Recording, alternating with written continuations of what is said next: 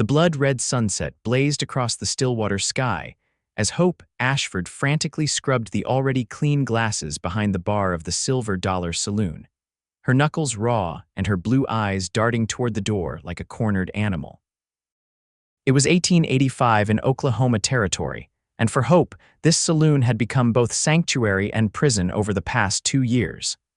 "Those glasses look mighty fine, Miss Hope," came a familiar, unwelcome voice. Vernon Blackwell, the saloon's owner, leaned against the bar counter, his breath reeking of whiskey and cigars. At 45, he carried himself with the swagger of a man who owned not just a business but all the people in it. "Almost as fine as you." Hope tensed but kept her expression neutral. "Thank you, Mr. Blackwell." She'd learned early on that neither defiance nor submission made much difference with him. Vernon took what he wanted regardless. Big crowd expected tonight. Got a cattle drive coming through. Vernon's pudgy fingers drummed on the counter. "Wear that red dress, the one that shows your shoulders. These cowboys are thirsty for more than just whiskey." Hope swallowed hard. The red dress meant higher tips, which meant more money Vernon would hold for her money she'd never see. "I was actually hoping to speak with you about my position here." Vernon's eyes narrowed. "What about it? It's been 2 years since I arrived. I've saved enough." Vernon's laugh cut through the air like a whip. "Saved enough? Girl, you owe me for room and board, for the dresses, for the protection. This ain't no charity." He leaned closer, lowering his voice. "We had an agreement. Your pa died owing me money and you're working it off. Simple business. My father's debt was $300. I've earned that 10 times over by now." Hope's voice trembled despite her best efforts. Vernon's face hardened. "You questioning my accounting, girl? I decide when your debt is paid." His hand closed around her wrist, tight enough to bruise. "Now, get that red dress on. Customers will be here soon." Hope pulled her wrist away, rubbing the tender skin. "Yes, Mr. Blackwell." As Vernon retreated to his office, Hope fought back tears.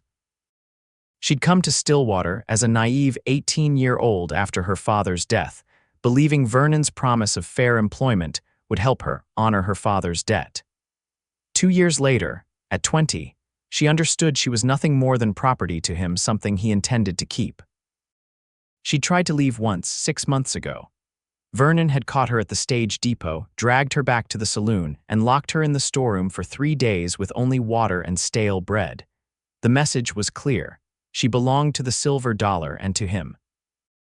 Hope made her way to her small room above the saloon, changed into the red dress that made her feel like merchandise, and pinned up her chestnut hair. Tonight would be like every other night, smiling at men she didn't know, dodging wandering hands and serving drinks until her feet ached. But someday, somehow, she would escape Vernon Blackwell and Stillwater. By nightfall, the Silver Dollar was packed with trail-dusty cowboys, local farmers, and the usual assortment of card players and drifters. The piano player pounded out lively tunes. Smoke hung in thick clouds near the ceiling, and Hope moved through it all with practiced efficiency, balancing trays of whiskey and beer while maintaining her forced smile. "Another round for the gentleman at table 6, she called to Sam, the elderly bartender who'd shown her more kindness than anyone else in this town.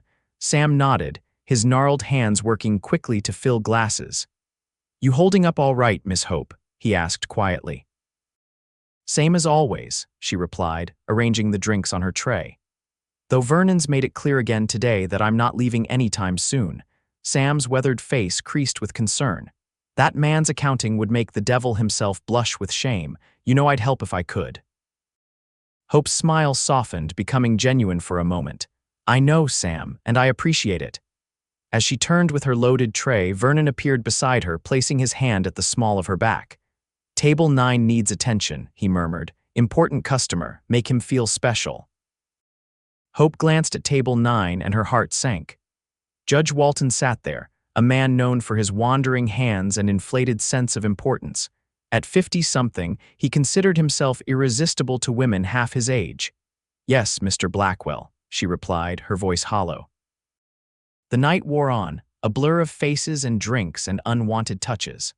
Hope's cheeks ached from smiling, her back from bending to serve drinks, her soul from the slow erosion of her dignity.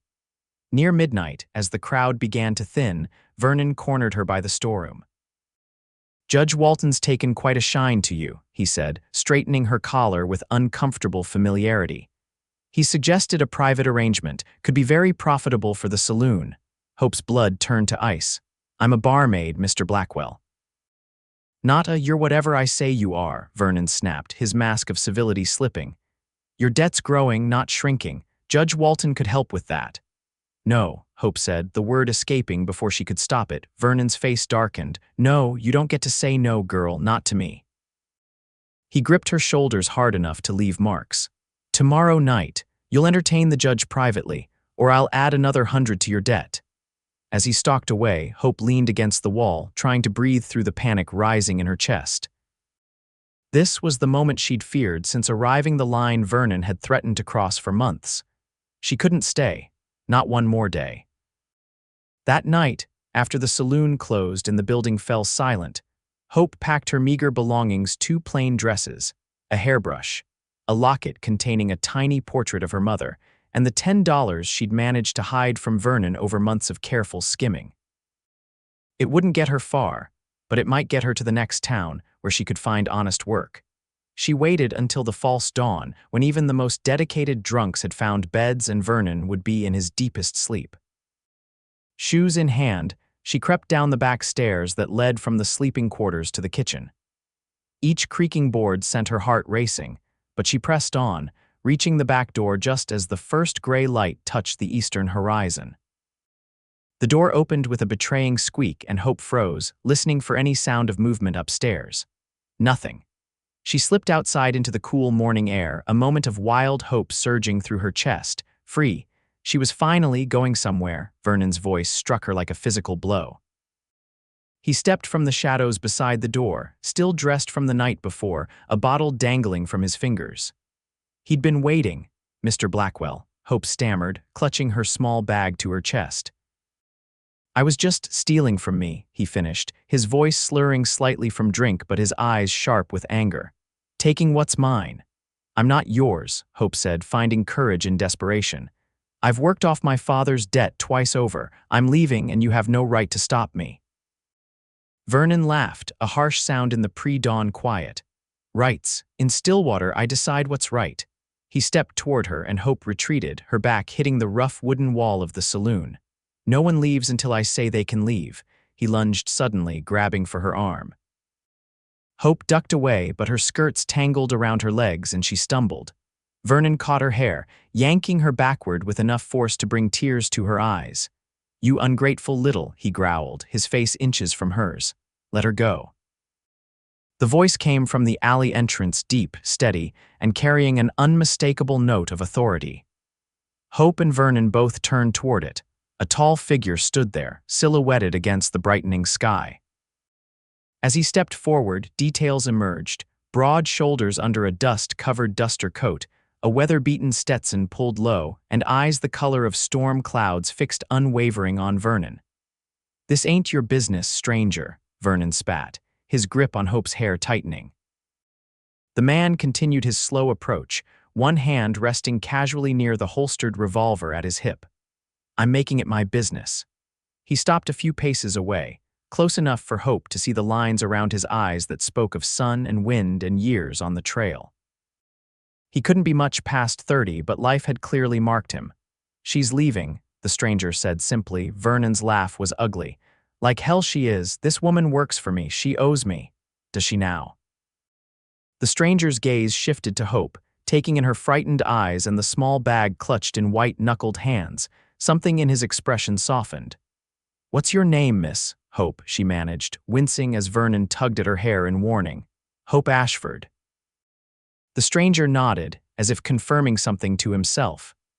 "Miss Ashford appears ready to conclude her employment, Mr. Blackwell. Vernon Blackwell. I own the Silver Dollar."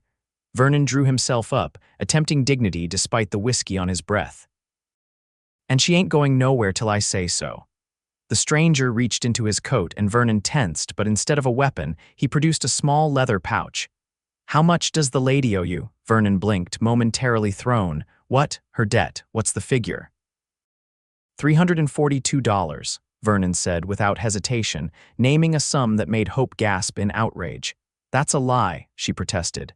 My father's original debt was $300 and I've worked here for 2 years. The stranger's mouth tightened. I see. He weighed the pouch in his hand. I've got $200 here. I suspect that's more than generous for whatever legitimate debt might exist. Vernon's eyes fixed greedily on the pouch. Not enough. It's all you're getting, the stranger said evenly. And you're taking it now or not at all? Something in his tone made Vernon hesitate. His gaze darted from the money to the stranger's face, then to the holster at his hip. Slowly, reluctantly, he released Hope's hair. 200, he said, holding out his hand. And she leaves nothing but what she brought. The dress, the shoes, all mine. The stranger tossed him the pouch, which Vernon caught eagerly. Count it if you want, but we'll be gone before you finish. Hope edged away from Vernon, moving toward the stranger who stood like a bulwark between her and her captor.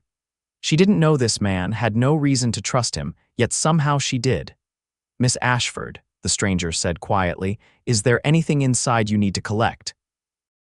Hope thought of the red dress Vernon wanted her to wear for Judge Walton, of the cramped room that had been her prison for 2 years. No, nothing that matters. The stranger nodded, then held out his arm as formally as if they were at a society ball rather than a back alley at dawn. Then shall we? Hope took his arm, feeling the solid strength beneath the worn coat sleeve. Together they walked away from Vernon, who was already counting his money with shaking, greedy fingers. You can't leave, Vernon called after them, his voice rising. This town's mine. Everyone knows she works for me. The stranger didn't even turn around, just raised his free hand in a casual wave. She doesn't anymore. They walked in silence until they reached the main street, now bathed in the golden light of sunrise. Hope's heart hammered in her chest from fear, from relief, from the strange intimacy of this moment with a man she didn't know. Thank you, she finally said, her voice barely above a whisper. But I have to ask, why would you help me? You don't know me. The stranger stopped, turning to face her fully for the first time. In the clear morning light, she could see him properly. A strong-jawed face tanned by years outdoors, those gray eyes with unexpected kindness in their depths, and a small scar that cut through his right eyebrow. My name's Henry Forrester, he said, removing his hat briefly. And let's just say I recognize a prison when I see one, even when it has a saloon sign hanging over the door. Hope studied him, this man who had appeared like some avenging angel at the exact moment she needed salvation. Mr. Forrester, I'm grateful beyond words, but I can't accept your money. I have nothing to offer in return. Henry's expression remained serious, but a brief smile touched his eyes. It wasn't a purchase, Miss Ashford. It was the cheapest way to avoid shooting that miserable excuse for a man, which would have caused complications for both of us. He paused. Consider it an investment in your freedom, no strings attached. Hope wasn't used to kindness without ulterior motives. She searched his face for any sign of deception and found none. I intend to repay you, every cent, if that's what you want. Henry settled his hat back on his head, but first, you need somewhere safe to go. Vernon Blackwell strikes me as the type to reconsider his position once the sun's fully up. Hope's momentary elation faded. He was right. Vernon wouldn't let her go so easily, especially not with witnesses to his humiliation.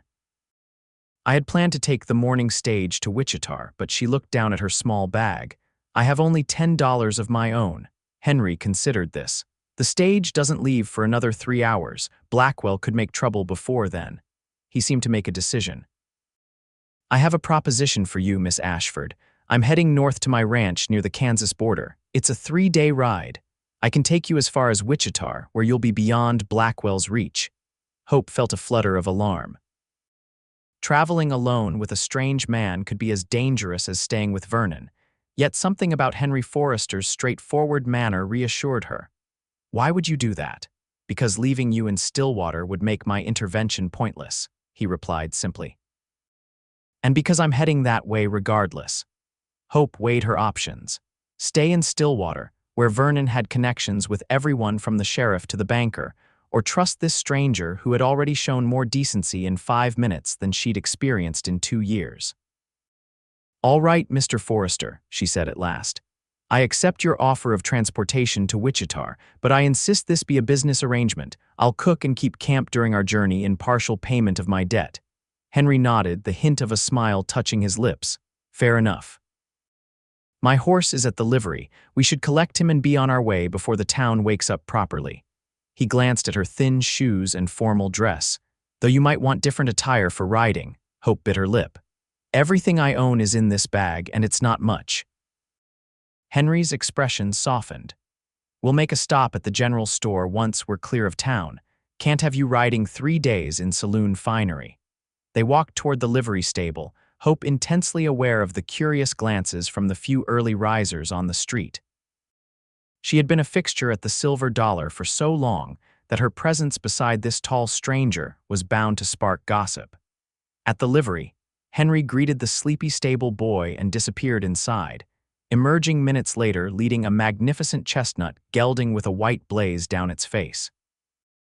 The horse was already saddled, with packed saddlebags hanging from either side. "This is Thunder," Henry said, stroking the horse's neck affectionately. "He's strong enough to carry us both until we can get you your own mount." Hope approached cautiously, having had little experience with horses. Thunder regarded her with intelligent dark eyes, then lowered his head to sniff at her outstretched hand. "He's beautiful," she said softly, "and a good judge of character." Henry offered her a leg up, his strong hands lifting her effortlessly onto the saddle. He swung up behind her a moment later, his chest warm against her back, his arms reaching around her to take the reins. Hope stiffened slightly at the unexpected intimacy of their position. Vernon and his cronies had touched her plenty over the years, unwelcome hands on her waist, her shoulders, occasionally worse, but this was different.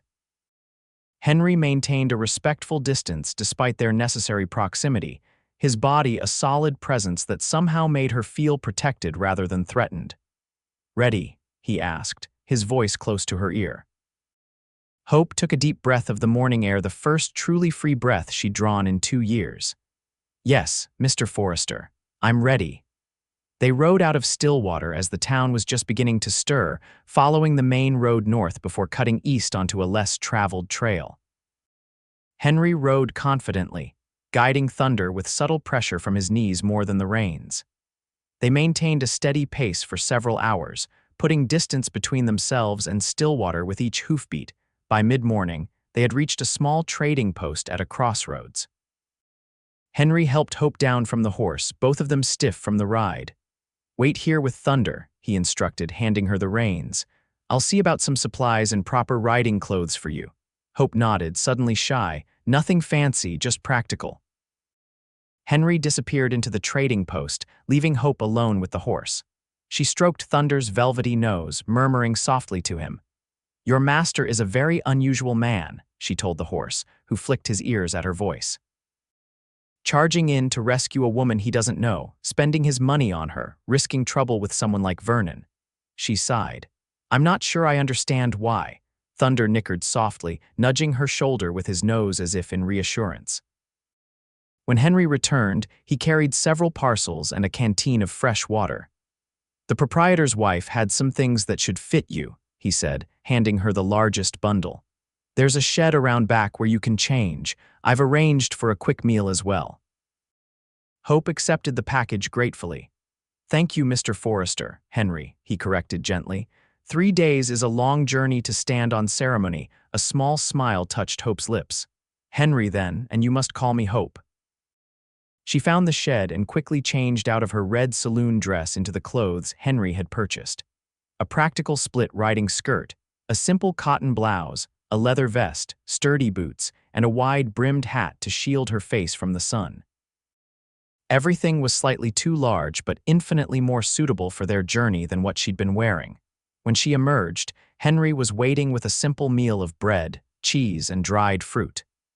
His eyes widened slightly at her transformed appearance, then he gave an approving nod. "Much better for the trail," he said, offering her a portion of the food. They ate quickly, speaking little, both aware that Vernon might have raised an alarm by now. Soon they were back on Thunder, Hope now sitting more comfortably in the proper riding attire, continuing their journey northward. As they rode, Hope gradually relaxed, the tension of the morning giving way to the hypnotic rhythm of thunder's gate and the vast, open landscape around them. Oklahoma Territory in 1885 was still wild country, a patchwork of settled farms, open range, and untamed wilderness. The late spring had painted the rolling hills in shades of green and gold, with wildflowers dotting the grasslands like scattered jewels. "It's beautiful," she said, breaking a long silence. "I'd almost forgotten." "Forgotten what?" Henry asked. "How big the world is beyond the saloon walls." Hope's voice softened with wonder. "For 2 years, my whole life has been that building, those same faces, that same routine. I'd started to think there was nothing else." Henry was quiet for a moment. "Prisons come in many forms," he finally said. "Some have iron bars, others have invisible chains. Either way, freedom's the same sweet taste." There was something in his tone that made Hope wonder what prisons he had known, but she didn't ask. Everyone had their secrets, their past hurts. She knew that better than most. As the sun began its descent toward the western horizon, Henry guided Thunder toward a stand of cottonwood trees near a small creek. "We'll make camp here for the night," he said. "Good water, decent shelter, and far enough from the road to avoid unwanted visitors." He dismounted first, then helped Hope down, his hands strong and sure around her waist. The brief contact sent an unexpected flutter through her chest, which she quickly dismissed. After years of unwanted advances at the saloon, she had no interest in romantic entanglements, no matter how kind her rescuer seemed. "I'll tend to Thunder if you want to gather some firewood," Henry suggested, already removing the saddle from the tired horse. Hope nodded, grateful for the task. She collected fallen branches from around the cottonwoods, her mind still processing the whirlwind of the day's events. This morning, she had been a virtual prisoner.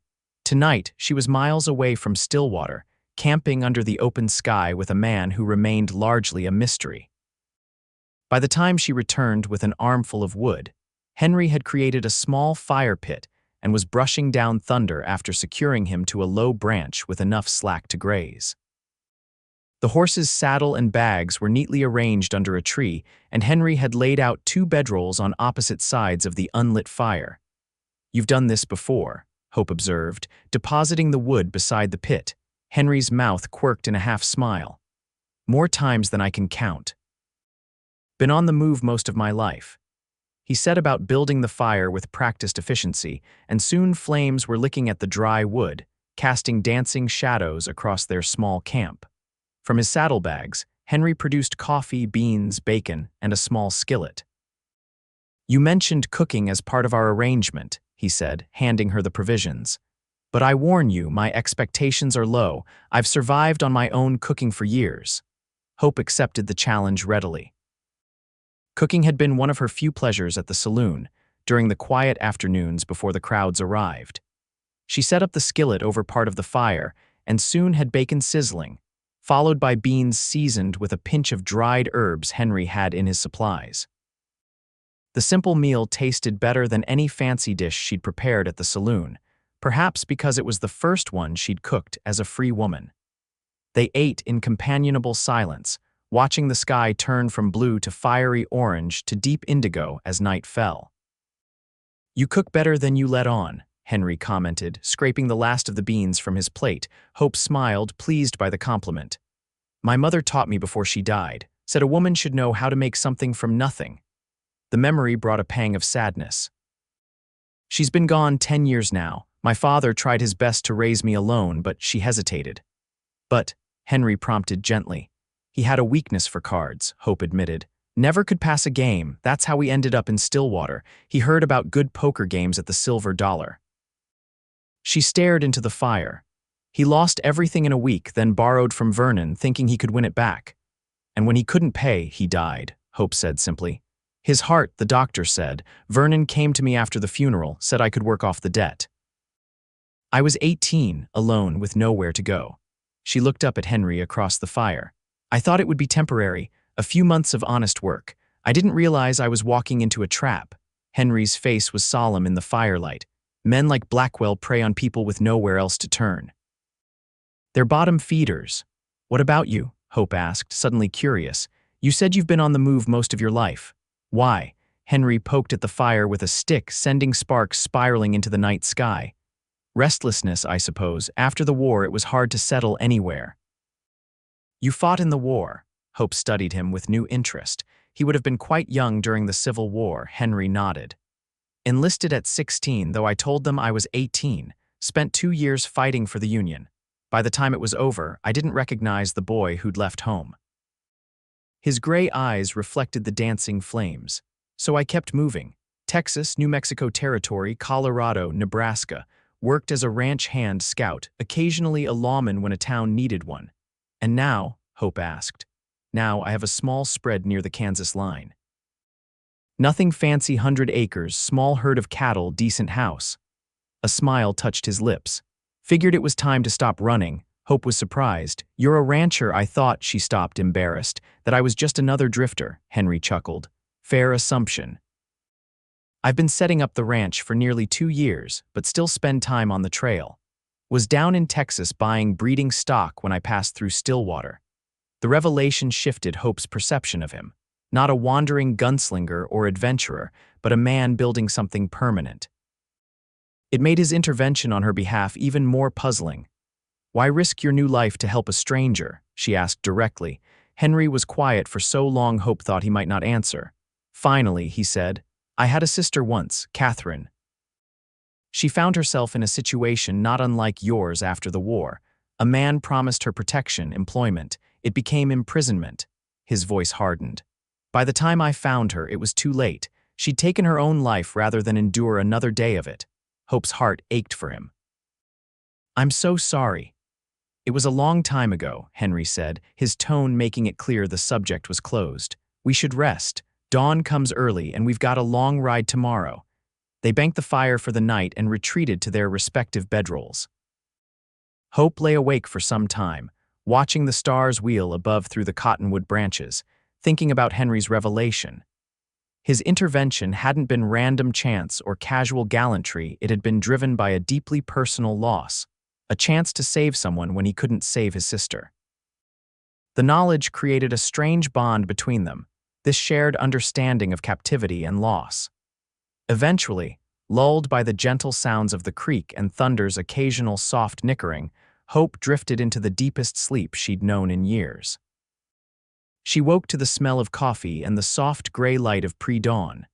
Henry was already up, tending a small fire and preparing a simple breakfast of hardtack, softened in coffee and strips of dried beef. Morning, he said, noticing her stirring. Hope you slept well.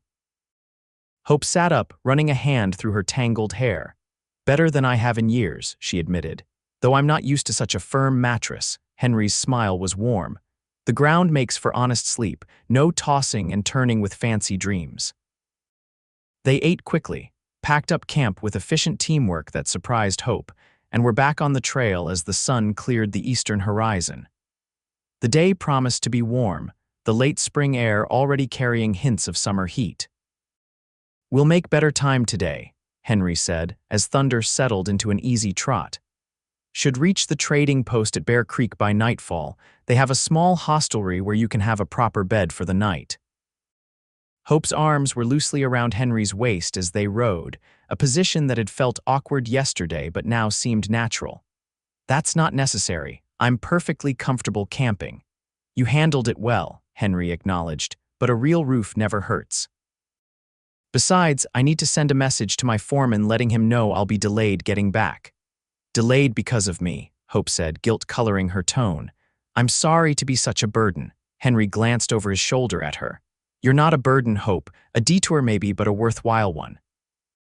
The simple statement warmed her more than it should have. Hope reminded herself that Henry's kindness stemmed from his past tragedy, not any particular interest in her. This was about redemption for him, not romance. As they rode, the landscape gradually changed, the rolling plains giving way to more varied terrain with scattered copses of trees and occasionally steeper hills. They spoke intermittently, comfortable silences stretching between conversations about neutral topics: the weather, the wildflowers, the hawks soaring overhead. Henry pointed out landmarks and shared stories of his travels, while Hope described the constellations her father had taught her to recognize, and her memories of life before Stillwater. Near midday, they stopped to rest Thunder and eat a light meal of jerky and dried fruit by a small spring. Hope stretched her legs, wincing slightly at the unaccustomed soreness from riding. "Saddle sore?" Henry asked, noticing her discomfort. Hope nodded, slightly embarrassed. "It's been years since I rode. My father kept a horse when I was young, but after he started gambling, we couldn't afford one." "It'll ease with time," Henry assured her. "By the time we reach Wichita, you'll have your trail legs back." The mention of Wichita reminded Hope of the reality of their arrangement. In less than 2 days, they would part ways Henry to his ranch, she too. What? She had no plan beyond escape, no destination other than away from Vernon. "What will you do in Wichita?" Henry asked, as if reading her thoughts. Hope picked at a blade of grass. "Find work, I suppose, honest work." She hesitated. "I can cook clean so reasonably well." "Perhaps a boarding house would hire me." Henry nodded, but something in his expression suggested he had reservations. Wichita's grown since the cattle drives started coming through. Lot of opportunities, but not all of them respectable. "I won't end up in another saloon," Hope said firmly. "Whatever happens, I'll never put myself in that position again." "I believe you," Henry said simply. They continued their journey through the afternoon, the sun beating down from a cloudless sky. Hope found herself studying Henry's profile as they rode, the strong line of his jaw, the slight crinkles at the corners of his eyes, the way he constantly scanned the horizon with the awareness of a man accustomed to watching for danger. By late afternoon, Thunder had slowed, the heat and the long day's ride taking a toll on even his impressive stamina. Henry guided them toward a shaded stream for a rest. "We're making good time," he said as he helped Hope down. "Another 3 hours should see us to Bear Creek." Hope sank gratefully onto a fallen log while Henry led Thunder to drink. She removed her hat, fanning herself with it as she watched man and horse together, struck by the gentle way Henry spoke to the animal, the evident bond between them. "You two have been together a long time," she observed when Henry returned. 6 years, he confirmed. "Found him half wild in a canyon in New Mexico, left behind by rustlers after a posse caught up with them. He was barely more than a colt, all legs and attitude." Henry's expression softened with the memory. "Took me weeks to convince him humans were worth trusting again." Hope smiled. "You seem to have a talent for rescuing the desperate and abandoned." Henry looked at her thoughtfully. "Maybe I just recognize something of myself in them." The simple honesty of the statement caught Hope off guard. Before she could respond, a distant rumble of thunder interrupted. They both looked up to see dark clouds gathering on the northwestern horizon. "Storm coming," Henry said, his expression concerned. "We should get moving. Might need to find shelter before we reach Bear Creek." They resumed their journey with greater urgency, Thunder sensing their tension and maintaining a faster pace despite his fatigue. The storm clouds advanced with alarming speed, the distant rumble of thunder growing louder, more frequent. The first fat raindrops began to fall when Henry spotted a dilapidated barn in a small clearing ahead. "There," he shouted over the rising wind. "We can wait out the worst of it." They reached the barn just as the skies opened. Henry dismounted quickly, helping Hope down before leading Thunder inside. The structure was old but solid enough, the roof mostly intact despite missing several wall boards. "Looks like an old homesteader's place," Henry observed, glancing around the empty interior. "Probably abandoned during the drought years." Hope wrung water from her hair, shivering slightly in her damp clothes. Outside, the storm had become a deluge, rain hammering against the remaining roof shingles and wind howling through the gaps in the walls. Henry unsaddled Thunder, rubbing the horse down with a blanket from his pack. Then he turned his attention to their situation, quickly gathering some old straw and wood scraps from around the barn. "We're in luck," he said, producing flint and steel from his pocket. "Dry enough in here to get a small fire going. Not enough to cook, but it'll take the chill off." Hope watched as he expertly coaxed a flame from the tinder, building it carefully until a small, cheerful fire burned in what had once been a stone trough. The warmth was welcome, as was the light against the premature darkness brought by the storm. "Come closer to the fire," Henry urged, noticing her shivering. Those wet clothes will give you a chill if you're not careful. Hope moved nearer to the flames, extending her hands toward the warmth. I've always liked storms, she said, trying to distract herself from her discomfort. Even as a child, there's something cleansing about them. Henry smiled, settling beside her but maintaining a respectful distance. I feel the same way, nature's way of washing the world clean and starting fresh. He reached into his saddlebag and produced a tightly wrapped oilskin package, which he opened to reveal a slightly squashed but dry loaf of bread and a small chunk of cheese. Not much of a meal, but better than nothing. They shared the simple provisions as the storm raged outside, thunder occasionally stamping nervously at particularly loud thunderclaps. The barn creaked and groaned around them, but held firm against the wind's assault. As night fell completely, the small fire cast flickering shadows across the barn's interior. Hope became acutely aware of their isolation, their unexpected intimacy in this abandoned place. In Stillwater, she would never have considered being alone with a man this way, yet with Henry, she felt no fear, only a strange, growing comfort in his presence. "Tell me about your ranch," she said, drawing her knees up to her chest and wrapping her arms around them. "What's it like?" Henry's face lit up with quiet pride. "It's good land. Rolling hills with grass that stays green longer than most, fed by underground springs. The house isn't much, 4 rooms, built with my own hands, but it's solid. Got about 60 head of cattle now, hoping to double that in the next year."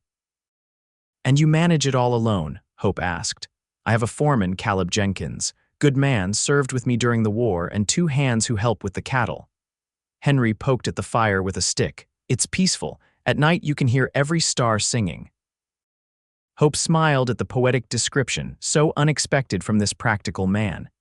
"It sounds wonderful." "It is," Henry agreed. "But sometimes—" He trailed off. "Sometimes," Hope prompted. Henry shrugged. "Sometimes it's too quiet. A man starts talking to his horse more than is probably healthy." He glanced at Thunder, who was dozing in the corner. "No offense intended, old friend." Hope laughed softly, the sound barely audible over the rain. "I understand. After my mother died, our house felt too quiet. My father started staying out later and later." I think the silence reminded him too much of what was missing. They fell silent, each lost in their own thoughts as the storm gradually began to abate, the thunder moving eastward and the rain softening to a gentle patter on the roof. "We should try to get some sleep," Henry eventually suggested. "The trail to Bear Creek will be muddy tomorrow, slower going." He arranged their bedrolls near the fire, again on opposite sides. Hope lay down, using her saddle bag as a pillow, and watched the dying flames cast strange patterns on the barn's ceiling. Across the fire, she could see Henry's profile, his breathing already deep and regular. She studied him in these unguarded moments, this man who had upended her life in the most unexpected way. 2 days ago, he had been a complete stranger. Now, he knew more of her true self than anyone in Stillwater ever had. The realization was both terrifying and exhilarating. Tomorrow they would reach Bear Creek, and the day after, Wichita. Their paths would diverge, their brief intersection of lives concluded. The thought brought an unexpected ache to Hope's chest. She turned away from the fire, closing her eyes against the confusing emotions, and eventually drifted into sleep accompanied by the gentle rhythm of rain. Morning brought watery sunshine and mud-slicked trails. They set out early, both somewhat stiff from sleeping on the hard barn floor, but eager to make up time lost to the storm. Bear Creek was still several hours' ride away. The landscape had been transformed by the rain, puddles reflecting the blue sky and new green growth seemingly emerged overnight. The air smelled fresh and clean, carrying the scent of wet earth and growing things. "The world always looks more hopeful after a storm," Hope observed as they rode. Henry glanced back at her with a smile. "Appropriate sentiment from someone named Hope," she laughed. "My mother claimed she knew I'd be optimistic from the moment I was born. This child came into the world smiling," she used to say. "Were you optimistic, before Stillwater?" Hope considered the question. "I suppose I was. Life wasn't easy after Mother died, but I always believed things would improve eventually." She sighed. 2 years at the Silver Dollar tested that belief. "Yet you never gave up." Henry pointed out. "You were trying to escape when I found you." "It took me too long to try," Hope admitted. "Fear is a powerful cage, more effective than locks and bars." Henry was quiet for a moment. "Courage isn't about not being afraid," he finally said. "It's about being terrified and acting anyway." "By that measure, you're one of the bravest people I've met." The compliment warmed Hope more than she wanted to admit. Their journey continued through the morning, the going slower due to the muddy conditions, but steady. By early afternoon, signs of civilization began to appear: fenced fields, occasional distant farmhouses, and finally, a proper road leading into the small settlement of Bear Creek. Bear Creek was little more than a trading post that had grown into a tiny town, serving as a supply point for surrounding farms and a way station for travelers. It boasted a general store, a blacksmith, a small church, and the promised hostelry, a two-story building with Travelers' Rest painted in fading letters across its front. They drew curious glances as they rode down the main street, a mud-splattered man and woman sharing a single horse. Henry seemed unbothered by the attention, guiding Thunder directly to the small stable attached to the hostelry. "Wait here," he told Hope after helping her dismount. "I'll arrange for rooms and see about something hot to eat." Hope nodded, suddenly self-conscious about her appearance. After 2 days on the trail, her borrowed clothes were dirty and rumpled, her hair a tangled mess despite her best efforts to keep it neat. She must look like a complete vagabond. Henry returned shortly with good news. "They've got 2 rooms available and a hot meal being prepared." The owner's wife even offered to heat water for baths. Hope nearly wept at the thought of a proper bath. That sounds like heaven. The hostelry was simple but clean, run by an older couple who asked no questions beyond whether they preferred beef or chicken with their evening meal. Henry paid for both rooms despite Hope's protests, then sent a message to his foreman via a freight driver who was heading north the next morning. An hour later, transformed by hot water, clean hair, and the loan of a plain but fresh dress from the owner's wife, Hope felt almost human again. She met Henry in the small dining room, finding him similarly refreshed, his face clean-shaven and his trail clothes exchanged for a simpler shirt and trousers. "You look." He began when he saw her, then seemed at a loss for words. "Less like a drowned rat," Hope suggested with a smile. Henry's expression softened. "I was going to say restored, but your description works too." They shared a hearty meal of beef stew, fresh bread, and apple pie, the best food Hope had eaten in years. The dining room was otherwise empty save for an elderly drummer dozing in the corner, giving them a rare privacy. "We should reach Wichita by tomorrow afternoon," Henry said as they lingered over coffee, "barring any more storms or unexpected delays." Hope nodded, trying to ignore the pang his words caused. "I'll need to start looking for work immediately. Do you know anyone there who might be hiring?" Henry hesitated. "I have some acquaintances, yes, though none I know well enough to vouch for their character as employers." He studied her face. "Are you certain Wichita is where you want to be?" The question caught Hope off guard. "I don't know. It's as good a place as any, I suppose. Better than Stillwater, at least." "That's not saying much," Henry observed dryly. Hope sipped her coffee, considering. "The truth is, I have nowhere specific in mind, just away. Somewhere I can start fresh, where no one knows me as the girl from the saloon." Henry nodded, seeming to understand. Starting over is never easy, but sometimes it's necessary. He paused, as if weighing his next words carefully. "I might have another option for you to consider." Hope raised her eyebrows, curious. "What sort of option?" "My ranch is growing. As I mentioned, I have a foreman and 2 hands, but no one managing the household." Henry kept his tone carefully neutral. "I could use someone to cook, keep the house in order. It would be honest work, fair pay, and your own cabin small but private."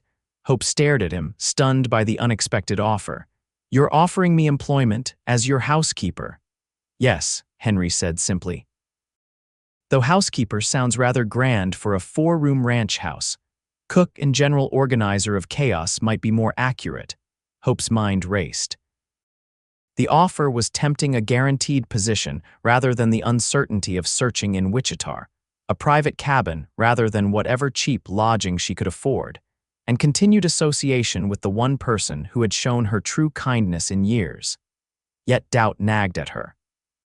Why would you offer this to someone you barely know? I could be a terrible cook, I might steal from you. You're none of those things, Henry interrupted gently. I'm a fair judge of character, Hope, have to be in my line of work. Still, Hope persisted, it seems too generous. Henry considered her for a moment. Maybe I've learned that the best way to heal old wounds is to prevent new ones from forming. He leaned forward slightly. This isn't charity. I genuinely need the help and you need a fresh start. It's a fair exchange. Hope remained uncertain. And your men. The foreman and Hands. What would they think of a woman suddenly appearing? Caleb Jenkins is a married man with 3 daughters. The others are seasonal hands who live in the bunkhouse. Henry's expression was earnest. No one would question your presence or your respectability. The offer was becoming more appealing by the moment, yet Hope hesitated. Was she simply trading one form of dependency for another? Vernon had made promises too in the beginning. Reading her concern, Henry added, I'd pay you a proper wage in advance each month. If at any time you decide the arrangement isn't suitable, I'll personally ensure you reach whatever destination you choose. No strings, no obligations. Hope studied him, searching for any hint of deception or ulterior motive. She found only sincere gray eyes meeting hers steadily. I'll consider it, she finally said. Let me sleep on the decision. Henry nodded, seemingly satisfied. That's fair, we can talk more tomorrow. They parted ways soon after, retiring to their respective rooms. Hope's was small but comfortable, with a narrow bed, a washstand, and a window overlooking the town's main street. She sat on the edge of the bed, her mind whirling with the unexpected turn of events. Working at Henry's ranch would mean security, safety, distance from Vernon Blackwell. It would also mean remaining in Henry's orbit, a prospect that stirred confusing emotions she wasn't ready to examine. In just 2 days, he had become important to her in ways that defied simple explanation.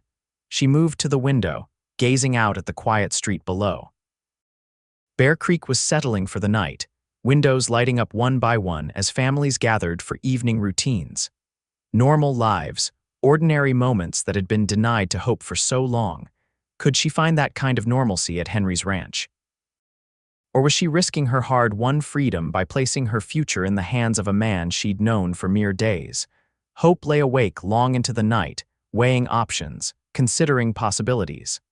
By the time she drifted off to sleep, she had made her decision. Morning arrived with clear skies and birdsong. Hope, dressed in her riding clothes, now cleaned and dried by the hostelry owner's wife, and made her way downstairs. Henry was already in the dining room, nursing a cup of coffee and studying a map spread on the table before him. He looked up when she entered, a question in his eyes that he didn't voice. Hope took a deep breath as she sat across from him. I've been thinking about your offer. Henry nodded, waiting patiently for her to continue. I'm grateful for it, she said carefully. Truly. But I need to know something first. Why did you really suggest it? Is it pity, guilt over your sister, or something else entirely? Henry didn't answer immediately. He folded the map deliberately, tucked it into his pocket, and met her gaze directly. Pity played no part in it, he finally said. Nor did guilt, though I won't deny Catherine's memory influences many of my decisions. He paused. The truth is simpler and perhaps more selfish. I enjoy your company, Hope. Your intelligent, resilient, and honest qualities I value. My ranch is a good place, but it's been lacking something. Maybe that something is you. The simple sincerity of his words touched Hope deeply. That's not selfishness, she said softly. That's human connection. Perhaps. Henry's eyes remained on hers, unwavering. Have you decided? Hope nodded. I accept your offer with one condition. Name it. When I've repaid my debt to you, the $200 plus travel expenses, we renegotiate our arrangement as equals. Not employer and employee, but 2 people deciding if they wish to continue their association. Henry's expression revealed surprise, then understanding, and finally respect. Agreed, he said, extending his hand across the table. Hope took it, feeling the calluses on his palm, the strength in his grip tempered by gentleness. A partnership sealed with a handshake so different from the invisible chains that had bound her in Stillwater. They finished their breakfast quickly, eager to be on the trail. The plan had changed. Instead of Wichita, they would head directly north to Henry's ranch, adding an extra day to their journey but eliminating the unnecessary detour. At the general store, Henry purchased additional supplies, including more suitable clothing for Hope. By mid-morning, they were on the road again, Thunder refreshed and seemingly pleased to be heading home. The day passed pleasantly, the trail winding through increasingly varied terrain as they moved northward. Henry pointed out landmarks, sharing stories of his early explorations of the region. Hope found herself relaxing into the journey, no longer counting down the hours until their inevitable separation. They camped that night in a sheltered grove, falling easily into the routine they'd established. Hope prepared a simple but satisfying meal while Henry tended to Thunder and built the fire. They ate together, conversation flowing naturally from topic to topic: books they'd read, places they'd seen, hopes for the future. As darkness fell completely and they sat watching the stars emerge, Henry asked a question that had clearly been on his mind. "You never speak of your time in the saloon," he observed. "Was it very bad?" Hope stared into the fire. "It wasn't what you might imagine." "Vernon didn't force me to," she hesitated, then continued more directly, "to sell myself. I was a barmaid, nothing more, but he made it clear that option was always available if I wanted my debt reduced faster." Henry's jaw tightened. "And when I found you trying to escape?" "He'd arranged for me to entertain a local judge privately. It was the line I wouldn't cross, no matter what." Hope's voice was steady despite the painful memory. "That's when I knew I had to leave, whatever the consequences." Henry nodded, understanding in his eyes. "You made the right choice." "Thanks to you, it worked out," Hope acknowledged. "Without your intervention, I might be in a very different situation now." They fell silent, the crackling fire and night sounds of the prairie creating a cocoon of tranquility around them. Hope found herself studying Henry's profile in the firelight, noting the strength in his features, the tiny scar through his eyebrow, the way his mouth curved naturally into a slight smile even in repose.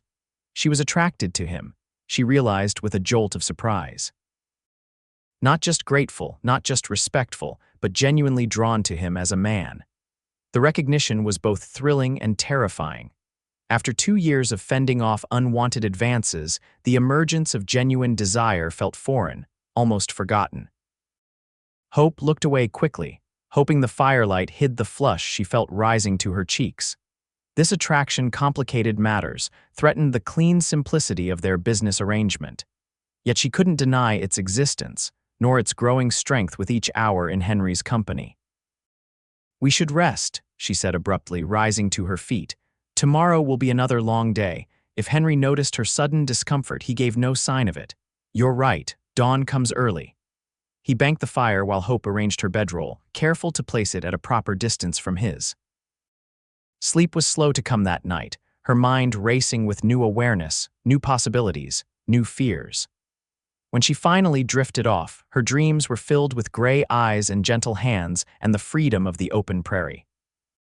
The next 2 days passed in similar fashion, long hours in the saddle, conversation that ranged from philosophical to practical, and nights under the stars. Hope's confidence grew with each mile. She sat straighter on Thunder, helped more effectively with camp duties, and even took the reins for short stretches under Henry's watchful guidance. Her attraction to him deepened as well, though she fought to keep it hidden. There would be time to sort through these feelings later, once they'd established their working relationship, and she'd begun repaying her debt. Rushing into romantic entanglement now would only complicate their carefully negotiated arrangement. On the afternoon of the 6th day since leaving Stillwater, Henry reined Thunder to a halt atop a small rise. "There it is," he said, pointing to the valley below. "Home." Hope followed his gesture and caught her breath. The ranch spread before them was larger than she had imagined, nestled in a verdant valley with a creek winding through its center. A modest but well-built house stood near a cluster of cottonwoods, with a barn, corral, and several smaller outbuildings nearby. In the distance, cattle grazed on rolling hills that seemed to stretch forever. "It's beautiful," she said softly. Henry's voice held unmistakable pride. It's taken 2 years of hard work, but it's coming together. He pointed to a small cabin set slightly apart from the main house. That will be yours if you find it suitable. It was meant for married hands eventually, but for now it's just been sitting empty. The cabin looked welcoming even from a distance, with a small porch and what appeared to be flower beds, though currently untended. It's more than suitable, Hope assured him. They rode down into the valley, and almost immediately a man emerged from the barn, shading his eyes against the late afternoon sun. He raised a hand in greeting, then shouted something over his shoulder. By the time they reached the yard, 3 men stood waiting: an older man with a weathered face and kind eyes, and 2 younger cowboys who eyed Hope with undisguised curiosity. "Caleb," Henry greeted the older man warmly, dismounting and clasping his hand. "Everything in order." "Running smooth as silk, boss," Caleb replied, his gaze shifting to Hope. "Though you've brought back something we weren't expecting." Henry helped Hope down from Thunder, keeping a respectful hand at her elbow as he made introductions. "This is Miss Hope Ashford. She'll be managing the household from now on. Hope, this is Caleb Jenkins, my foreman and right hand." Caleb touched the brim of his hat politely. "Madam, pleasure to meet you." Henry introduced the other 2 men as well: Tom Wilson and Abe Donovan, both ranch hands in their early 20s who mumbled shy greetings before finding urgent business back in the barn. "My wife will be pleased to hear of your arrival," Caleb told Hope. "She's been saying for months that this place needs a woman's touch. She comes up from our homestead once a week to do some cleaning, but it's not enough to keep up with 4 men and their mud." Hope smiled, relieved by the warm welcome. "I look forward to meeting her." "I'll show Hope to her cabin," Henry told Caleb. "Then give her a proper tour of the place. We can discuss business in the morning. I want to hear everything that's happened while I was away." Caleb nodded. "I'll see to Thunder, boss. You 2 go on ahead." Henry led Hope to the small cabin, carrying her bag despite her protests that she could manage it herself. Up close, the structure was even more charming than it had appeared from a distance: sturdily built of logs with a proper stone chimney, windows with real glass, and the promised porch complete with a simple rocking chair. "It's not fancy," Henry said, pushing open the door, "but it's solid. No drafts in winter, and the shade trees keep it cool in summer." Hope stepped inside, her heart lifting at what she found. The cabin consisted of 2 rooms, a main living area with a small kitchen and fireplace, and a separate bedroom. Simple furniture filled the space: a table with 2 chairs, a comfortable-looking armchair near the hearth, shelves for books or personal items. Through the open bedroom door, she could see a proper bed with a patchwork quilt. "Mrs. Jenkins fixed it up when I wrote that you might be coming," Henry explained, setting her bag down. "She said no woman would want to move into a bare place." Hope turned to him, emotion making her voice unsteady. "It's perfect, Henry, more than I ever expected." His expression softened. "You deserve a place of your own. Everyone does." The simple statement, so at odds with everything Vernon Blackwell had tried to make her believe, brought unexpected tears to Hope's eyes. She blinked them away quickly, not wanting to appear overwhelmed. "Thank you," she said simply. Henry cleared his throat, suddenly seeming slightly awkward. "I'll let you get settled. Come up to the main house when you're ready, and I'll show you around the rest of the place." After he left, Hope explored her new home more thoroughly, running her fingers over the smooth wooden table, testing the softness of the bed, examining the small collection of cooking implements in the kitchen area. Everything was clean, functional, and far more luxurious than anything she'd had since leaving her father's home. She unpacked her few belongings, arranging them carefully in the bedroom's small chest of drawers. The meagerness of her possessions was stark against the emptiness of the drawers, a reminder of how little she had to show for the past 2 years of her life. "That will change," she promised herself aloud. "Everything will be different now." Hope changed into one of her new dresses, a simple blue cotton that was infinitely more respectable than anything she'd worn at the Silver Dollar, and made her way to the main house. Henry was waiting on the porch, now wearing clean clothes himself, and looking every inch the successful rancher rather than the trail-worn cowboy of the past week. "Ready for the grand tour?" he asked, offering his arm in a formal gesture that made her smile. "Lead on," Hope replied, placing her hand lightly on his forearm. Henry showed her the entire operation: the main house with its 4 practical rooms, the barn with its stalls for 6 horses, the smokehouse, the tool shed, the chicken coop currently housing a dozen hens, and the vegetable garden that had clearly seen better days. Mrs. Jenkins does her best with it, Henry said, looking slightly embarrassed at the weedy state of the garden, but she's only here once a week and none of us men have much of a green thumb. Hope surveyed the neglected plot with a critical eye. It has potential. Good soil, plenty of sun. I could have it producing properly within a few weeks, Henry smiled. I was hoping you'd say that. Store-bought vegetables can't compare to home-grown. The tour concluded at the corral, where several horses watched them with interest, including Thunder, now cleaned and happily munching hay. You'll need your own mount, Henry said, gesturing to a pretty bay mare. That's Penny. She's gentle but not lazy. Good for someone getting back into riding. Hope approached the fence, and Penny immediately walked over, stretching her neck to investigate this new person. She's beautiful, Hope said, carefully extending her hand for the mare to sniff. She's yours if you like her, Henry said.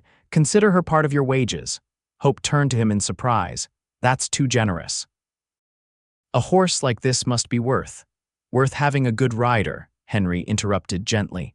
Every woman in these parts needs her own horse. It's not generosity, it's practicality. Hope recognized the logic in his argument, though she suspected there was more kindness than practicality in the gesture. Thank you, she said simply. I accept. As the sun began to set, they returned to the main house, where Caleb had prepared a simple meal. The 4 of them, Henry, Hope, Caleb, and Abe, Tom having ridden to his own small homestead for the night, ate together at the kitchen table, the men filling Henry in on ranch business while Hope listened, gradually forming a picture of the operation and the rhythms of life there. After the meal, Caleb and Abe excused themselves, Caleb to ride home to his family and Abe to the small bunkhouse behind the barn. Left alone with Henry in the suddenly quiet house, Hope felt a moment of awkwardness descend. I should retire as well, she said, rising from her chair. It's been a long day and I want to make an early start tomorrow. Henry walked her to the door. Sleep well, Hope, and welcome home. The word sent a strange thrill through her. Home, such a simple word, yet one that had lost its meaning for her since her father's death.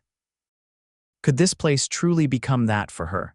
Good night, Henry, she replied softly, then made her way back to her cabin, acutely aware of his gaze following her until she closed her door. The next few weeks established a routine that felt surprisingly natural. Hope rose before dawn each day to prepare breakfast for the men before they headed out to work the cattle. She spent her days cleaning and organizing the main house, tending to the revitalized garden, caring for the chickens, and preparing the evening meal. In her free moments, she worked on making her cabin more homelike, adding small touches: wildflowers in a jar on the table, a braided rug beside the bed, curtains sewn from fabric purchased on their weekly trips to the nearest town for supplies. Henry paid her as promised, in advance, on the first day of each month, a generous wage that she carefully divided between repayment of her debt to him and savings for her future. He refused to accept more than a small portion of her earnings as repayment, insisting the debt could be settled gradually. You need to build your own security, he told her firmly.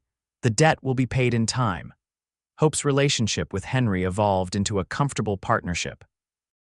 During the day, they maintained a professional distance, each focused on their respective responsibilities.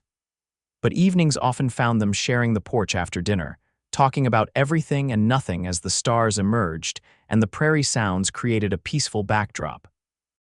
She learned more about him during these quiet conversations: his childhood in Pennsylvania, his experiences during the war, his wanderings afterward. In turn, she shared stories of her own past, her dreams for the future, her observations about life on the ranch. What remained unspoken was the growing attraction between them. Hope felt it in the way his eyes lingered on her when he thought she wasn't looking, in the careful distance he maintained even as they grew closer emotionally, in the way his hand sometimes hovered near hers without quite touching. For her part, she found herself increasingly drawn to him, his quiet strength, his unwavering integrity, the gentle way he treated everyone and everything in his care. Caleb noticed, of course. 6 weeks after Hope's arrival, as they worked together hanging laundry while the men were out checking the herd, his wife Martha broached the subject directly. "The boss looks at you like a man dying of thirst looks at water," she observed casually, pinning a shirt to the line. Hope felt heat rise to her cheeks. "Mrs. Jenkins, Martha, please," the older woman corrected, "and don't bother denying it. I've been married 30 years. I know that look when I see it." Hope focused intently on the sheet in her hands. "Henry and I have a business arrangement. He rescued me from a difficult situation, and I'm working to repay him." Martha's knowing smile was impossible to miss. "Seems to me there's more than business between you two, and that's not a bad thing. Henry Forrester is the finest man I know besides my Caleb, been alone too long." "It's complicated," Hope admitted, finally meeting Martha's kind gaze. "I was trapped before by a man who saw me as property. I can't rush into anything now, not until I've established my independence." Martha nodded thoughtfully. "Makes sense, but don't wait too long, dear. Life's shorter than we think, and happiness isn't something to postpone when you find it." The conversation lingered in Hope's mind for days afterward. Was she being overly cautious, using her determination to be independent as an excuse to avoid risking her heart? The question became more pressing as summer deepened into early autumn. 3 months after her arrival at the ranch, Hope had settled fully into her role. The main house had been transformed under her care, clean, organized, and increasingly comfortable. The garden flourished, providing fresh vegetables for their table. She had mastered riding Penny, often accompanying Henry on short trips to check fences or visit neighboring ranches. Her debt to Henry had been reduced by nearly half, thanks to her careful budgeting and his insistence that she accept only a portion of her wages for her work. Their evening conversations had grown deeper, more personal, occasionally extending late into the night as neither seemed willing to end them. One such evening in late September, they sat on the porch watching a spectacular sunset paint the sky in shades of orange and purple. A comfortable silence had fallen between them, broken only by the creak of Hope's rocking chair and the distant lowing of cattle. "I received a letter today," Henry said suddenly. "From Stillwater." Hope's heart skipped a beat. "From whom?" "Sam, the bartender at the Silver Dollar." Henry turned to look at her, his expression grave. "Vernon Blackwell is dead." Hope stared at him, struggling to process the news. "Dead? How?" "Bar fight that turned ugly. Apparently he picked a quarrel with the wrong customer, a cattle buyer who didn't take kindly to being cheated at cards." Knife to the ribs. Hope felt a complex wave of emotions: shock, relief, and a strange, unexpected sadness. Vernon had been a cruel man who had tried to own her, yet his death represented the final severing of her connection to that chapter of her life. "I'm not sorry he's gone," she said honestly, "but I wouldn't have wished that end on him." Henry nodded, understanding in his eyes. "Sam wanted you to know that Vernon had no family. The saloon's being sold to pay his debts. No one will come looking for you." The weight that lifted from Hope's shoulders at these words surprised her. She hadn't realized how much the fear of Vernon somehow tracking her down had lingered in the back of her mind. "I'm truly free now," she murmured. Henry watched her carefully. "You always were, Hope. From the moment you decided to leave, regardless of the consequences." Their eyes met in the fading light, and something shifted between them, a barrier falling away, a new possibility emerging. "Henry," Hope began, her voice soft but steady, "I've been thinking about our arrangement." He leaned forward slightly. "What about it?" "I've repaid nearly half my debt. In another 3 months at this rate, I'll have cleared it entirely." Henry nodded. "You've been more diligent about it than necessary. We agreed that when the debt was paid, we would renegotiate our arrangement as equals." Hope took a deep breath. "I'd like to renegotiate now." A flicker of something hope, apprehension, crossed Henry's face. "What did you have in mind?" Hope gathered her courage. "I enjoy working here. I've found purpose and peace in this place, but my feelings for you have changed since we made our agreement." Henry went very still. "Changed how?" "They've deepened," Hope admitted, her heart pounding. "What began as gratitude has become something more." Something I didn't expect to feel again, especially not so soon after Stillwater. She looked directly into his eyes. I care for you, Henry, as a woman cares for a man, not as an employee for her employer. For a moment, Henry didn't respond, and Hope feared she had misread everything. Then, slowly, he reached across the space between their chairs and took her hand in his. I've been fighting my feelings for you since Bear Creek, he confessed, his voice rough with emotion. Telling myself it was wrong to want more than our agreed arrangement, that you needed time, independence. Hope's fingers tightened around his. I do need those things, but I'm discovering I need other things too. Such as, Henry's thumb traced circles on the back of her hand, sending shivers up her arm, connection, companionship. Hope hesitated, then added softly, love. The word hung between them, weighty with possibility. Henry stood, gently pulling Hope to her feet as well. In the deepening twilight, his eyes were intense as they searched her face. I've loved you since I watched you face down Vernon Blackwell with nothing but courage and the clothes on your back, he said quietly. But I needed to be sure you were choosing me freely, not out of obligation or gratitude. Hope reached up to touch his cheek, feeling the slight roughness of evening stubble beneath her palm. I choose you, Henry Forrester, not because you rescued me, but because of the man you are, because you've shown me what real respect looks like. Because when I'm with you, I feel both safer and freer than I've ever felt. Henry's hand covered hers against his cheek. I love you, Hope Ashford. I want to build a life with you not as employer and employee, but as partners, equals. I love you too, Hope whispered, the words both terrifying and liberating. Henry bent his head slowly, giving her every opportunity to pull away. Instead, Hope rose on tiptoes, closing the distance between them. Their first kiss was gentle, questioning, a tentative exploration. The second was deeper, more certain, a promise exchanged without words. When they finally parted, both slightly breathless, Henry kept his arms loosely around her waist. What happens now? He asked. Hope smiled.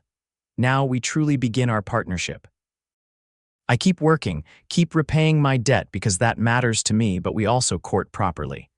Get to know each other in this new way. Henry nodded, clearly pleased by her practical approach.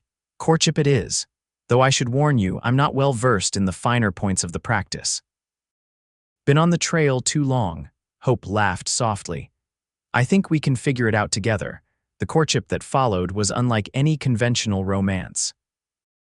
They continued their daily routines, Henry managing the ranch, Hope overseeing the household, but evenings now included walks along the creek, occasional rides to watch the sunset from the highest point on the property, and increasingly passionate moments on Hope's cabin porch or in the main house parlor after the other men had retired.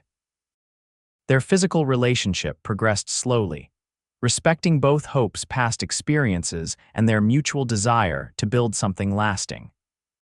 Each knew the other's mind and heart long before they fully knew each other's bodies, creating a foundation of trust that made their eventual physical union all the more profound when it finally occurred. By Christmas, Hope had fully repaid her debt to Henry, a milestone they celebrated privately with a special dinner in her cabin. The next morning, as they walked together through a light dusting of snow to feed the horses, Henry stopped suddenly, turning to face her. I have something to ask you, he said, his breath visible in the cold air. Hope's heart quickened. Yes, Henry took both her gloved hands in his. These past months have been the happiest of my life. You've brought light and warmth not just to this house, but to me. He paused, seeming uncharacteristically nervous. I know we agreed to partnership, and that remains true, but I find I want more formality to our arrangement for practical reasons, if nothing else. Hope raised an eyebrow, amusement tugging at her lips. Practical reasons. People talk, Henry explained, a slight flush rising to his cheeks. Not that I care much what others think, but I want to give you the protection of my name, the security of legal ties.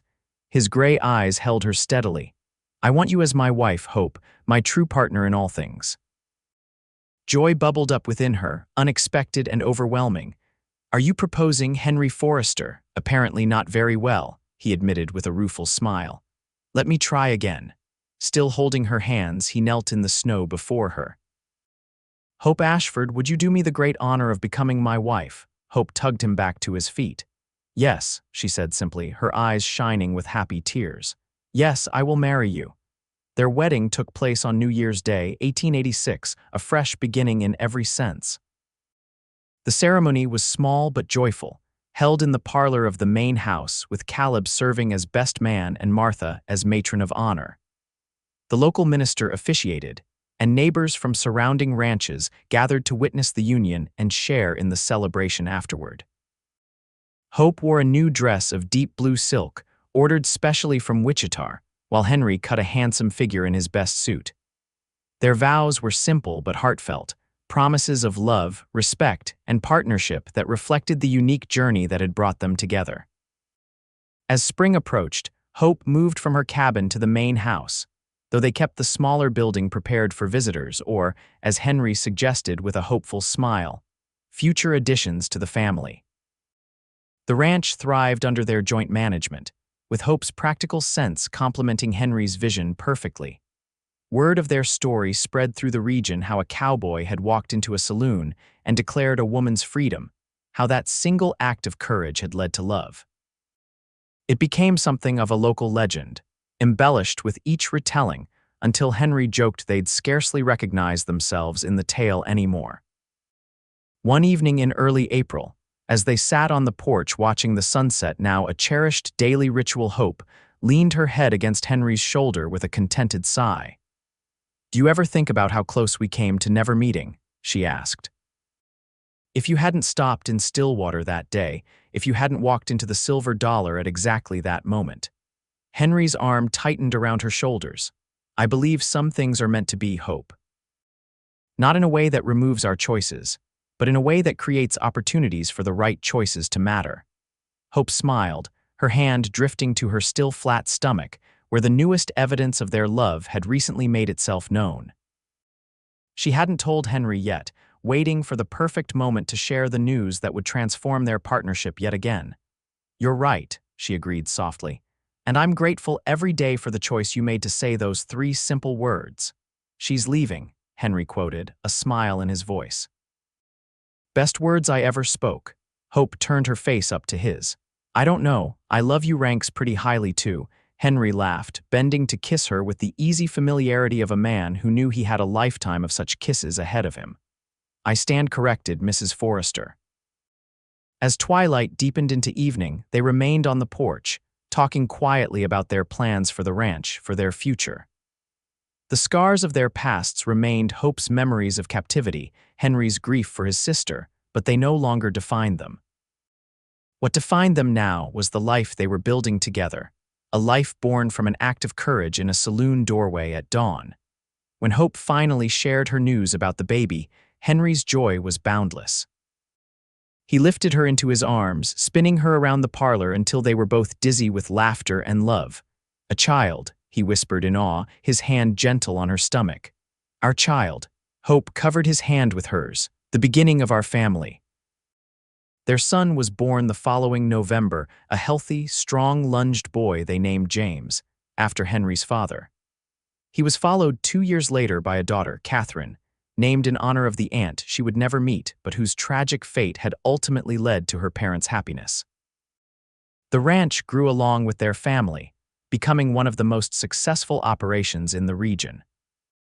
Hope never forgot her promise to repay Henry's kindness, though the nature of that repayment had transformed from monetary to something far more valuable: a lifetime of love, partnership, and the family they created together. On their 5th wedding anniversary, as they watched their children playing in the yard of the home they had built, both literally and figuratively, Henry turned to Hope with a question that had been on his mind for years. "Do you ever regret it? Coming here instead of starting fresh in Wichita on your own?" Hope's answer came without hesitation. "Not for a single moment. Independence isn't about being alone, Henry. It's about having the freedom to choose who to share your life with." She squeezed his hand. "I chose you. I choose you still, every day." And as the sun set on another day in the life they had forged together, Hope reflected on the strange, winding path that had led her from imprisonment to this perfect freedom. A freedom that had begun with a stranger's voice in an alley at dawn, declaring with quiet authority three simple words that had changed everything. She's leaving.